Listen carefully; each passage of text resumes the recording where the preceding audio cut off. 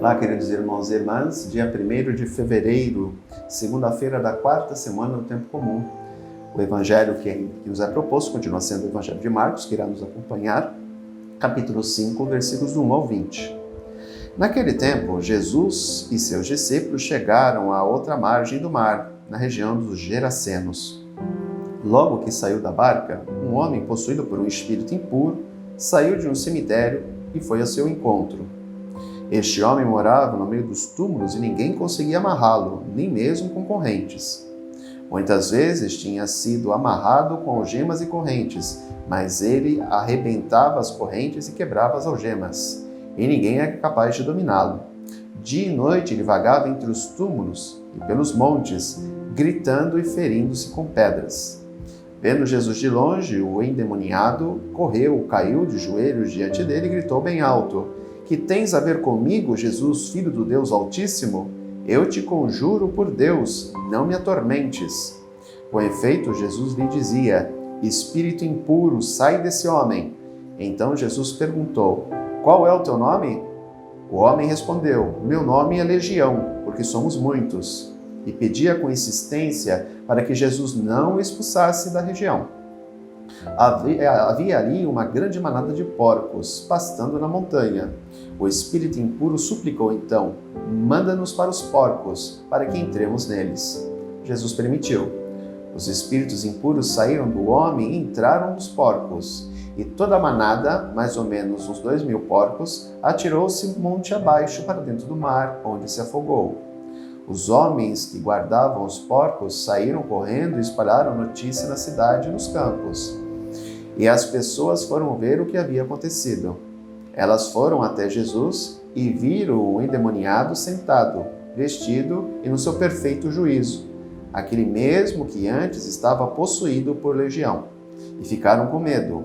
Os que tinham presenciado o fato explicaram-lhes o que havia acontecido com o endemoniado e com os porcos. Então começaram a pedir a Jesus para que ele fosse embora da região deles. Enquanto Jesus entrava de novo na barca, o homem que tinha sido endemoniado pediu-lhe que o deixasse ficar com ele. Jesus, porém, não permitiu. Entretanto, lhe disse: "Vai para casa, para junto dos teus, e anuncia-lhes tudo que o Senhor, em sua misericórdia, fez por ti." E o homem foi embora e começou a pregar na Decápole tudo o que Jesus tinha feito por ele, e todos ficaram admirados. Interessante observar nesse relato que, no primeiro momento, causa estranheza. Por que Jesus não permitiu que aquele homem, que durante anos tinha ficado sob o jugo do mal, pudesse se tornar seu discípulo? Aqui entra um aspecto muito interessante. Alguns Jesus chamou para perto de si. Outros ele preparou para que essas próprias pessoas, junto dos seus, ou seja, sua família, seus amigos, seus conhecidos, anunciassem o evangelho. Que foi justamente o que aconteceu. Jesus não permite que aquele homem vá com ele, mas diz o seguinte: vai para junto dos teus. Por quê? Porque já fazia anos que a família não tinha contato com aquele homem. Jesus, como um ato de misericórdia para com a família dele, para mostrar, olha, ele está bem, ele está restaurado, Deus agiu na vida dele com misericórdia e com amor, ele está aqui, ele está bem, está saudável. Permite que aquele homem volte para a sua família e relate tudo aquilo que Deus, na sua infinita misericórdia, fez por ele. E ele se torna um grande divulgador do Evangelho. Por quê? Assim como Paulo, que foi perseguidor dos cristãos, que depois se tornou cristão e se tornou uma grande referência no cristianismo primitivo, este homem, na região da Decápole, mediante tudo aquilo que ele passou, ou seja, durante anos ele foi um endemoniado, ele ficou sob o jugo do mal, e não era um mal qualquer, o nome dos demônios era Legião, porque eram vários. Portanto, imagine um homem que conseguia destruir correntes e algemas, era uma possessão realmente poderosa na vida daquele homem.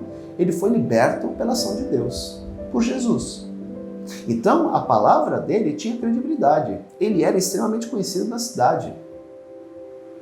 Portanto, ele aparecer são, equilibrado, sem nenhum tipo de enfermidade e divulgar que um homem chamado Jesus o libertou do mal, era algo que tinha muito peso. Por isso, conversões desse tipo, ou libertações desse tipo, fazem com que o Evangelho ganhe uma proporção grande. Por quê?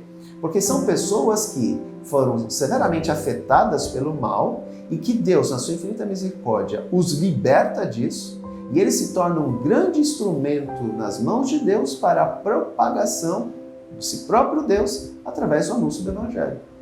Foi por isso que Jesus não permitiu que aquele homem fosse embora com ele, porque ele seria muito mais útil para Deus ali, no meio daquela região onde ele habitava, junto da sua família, junto dos seus amigos, junto dos seus vizinhos, revelando tudo o que Deus fez por ele. O Evangelho ganha uma dimensão muito grande através de um homem que teve grande parte da sua vida tirada dele, infelizmente, porque o mal entrou nele. E aqui entra uma questão muito importante, né? Tem muita gente que tem terror ao mal. Qualquer coisa é o demônio. Devemos entender uma coisa: Deus nos salvou e nos libertou. Aquele que anda com ele não tem que temer o mal. Eu sempre digo que o mal é um cachorro amarrado, acorrentado mediante o sangue libertador do Senhor. Ele só vai morder você, ele só vai ter acesso a você se você colocar a mão na cabeça dele. Se nós não nos aproximarmos do mal, se nós não entrarmos em contato com o mal, não temos o que temer. Eu tenho medo porque fulano tal fez macumba para mim, fez trabalho para mim. Se você é uma pessoa de oração, se você é uma pessoa de vivência religiosa, você não tem que temer essas coisas. Uma vez na porta aqui da casa paroquial, colocaram lá uma oferenda e perguntaram: padre, você não tem medo? Não. Quem anda com Deus não tem que ter medo de nada disso. Quem ama, quem anda com Deus, não tem que temer o mal. As pessoas podem fazer o mal para você, elas podem falar o que quiserem de você. Se você não fez nada de errado, você não tem que temer o mal, de jeito nenhum. Porque a nossa confiança é no Senhor. É a Ele que nós devemos honrar, louvar e adorar. Se nós cremos no Senhor, se nós realmente temos fé nele, não temos que temer o mal. Agora é óbvio, eu não tenho que procurar o mal. Volto a dizer, eu não tenho que botar a mão no cachorro que está amarrado com correntes.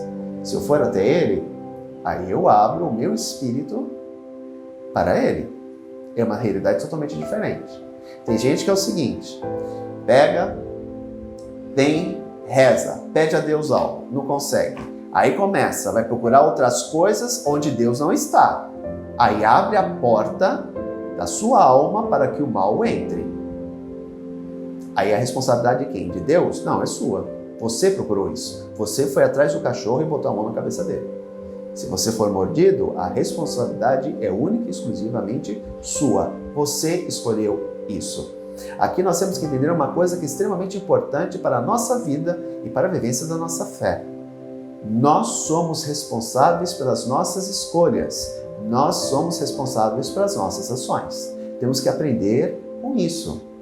Tem muita gente que age na impulsividade, no desespero, de cabeça quente e depois não quer arcar com as consequências das suas escolhas e das suas ações.